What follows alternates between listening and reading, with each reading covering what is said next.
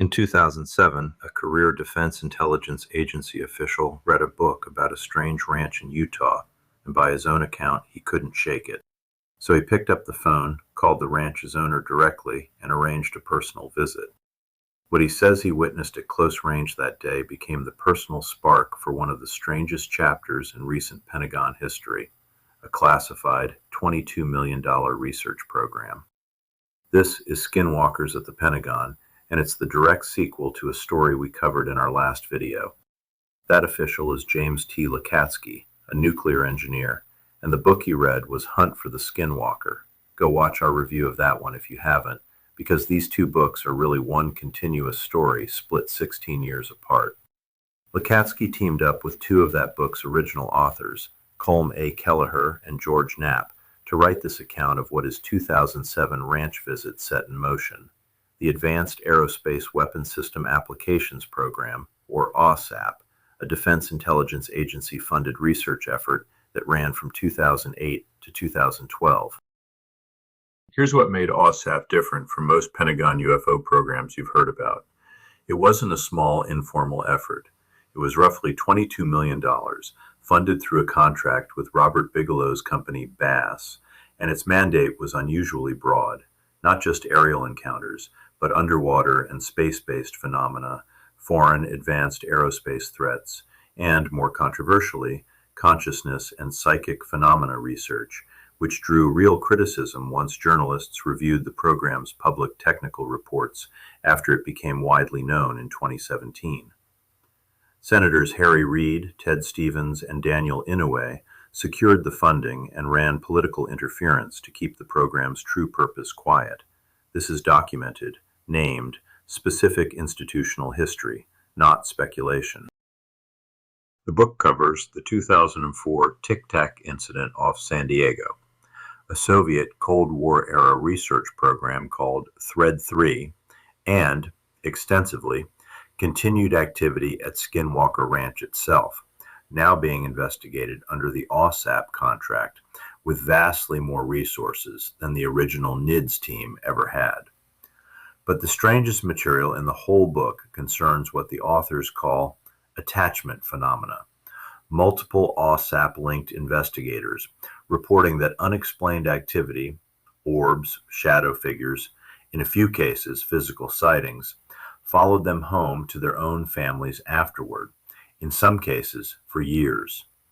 Lacatski presents these as internal case reports, with the same instrumentation first framing that defined the original ranch investigation, not campfire stories. One thing worth clarifying, because even serious UFO coverage gets this wrong constantly, AAWSAP is not the same thing as AATIP. AAWSAP was this specific funded 2008 to 2012 contract run through BASS. When that funding lapsed, smaller informal work continued inside the Pentagon and became associated with the name AATIP, most publicly through Luis Elizondo, whose own account we cover in our review of Imminent. This book is specifically the earlier, larger, better-funded chapter, the one that predates Elizondo's involvement, and the one far fewer books have documented firsthand. Why should you trust this account more than the average whistleblower book? Because Lacatski wasn't a witness describing something he heard about secondhand. He was AAWSAP's program manager, its contracting officer's representative, its security and counterintelligence coordinator. He signed off on the thing. And the authors say the manuscript went through a Department of Defense pre-publication security review before release, a step most UFO memoirs never go through. I do want to flag the honest caveat here. That review claim comes from the authors and publisher in the book's own front matter, not from an independently named government spokesperson inside the text itself, so treat cleared for release as their characterization, not an independently audited fact. The book's central claims also rest heavily on personal testimony rather than documents outside researchers can independently examine. And it's fair to note Kelleher and Knapp have built much of their public profile on this ranch's mythology since 2005. That doesn't make their claims false, but it's worth weighing as you read. Even with those caveats, this book closes a loop very few UFO books manage, a documented through line from a self-funded Utah ranch investigation to a classified national intelligence contract 3 years later, told by the person who ran it. Who's this for? Anyone who finished Hunt for the Skinwalker and wants to know what happened next. Anyone specifically researching AAWSAP, BASS, or the pre-2017 history of Pentagon UAP programs. This covers that ground in more operational detail than anything else published.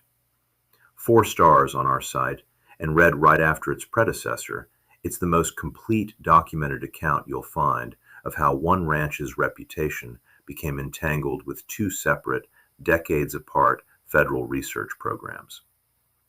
If this breakdown helped, subscribe for more honest, no-hype UFO book reviews every week. Drop a like so more people find it, and hit the bell so you don't miss the next one. The full written review, with sourcing notes and where to buy the book or the audiobook, is linked in the description below. Thanks for watching.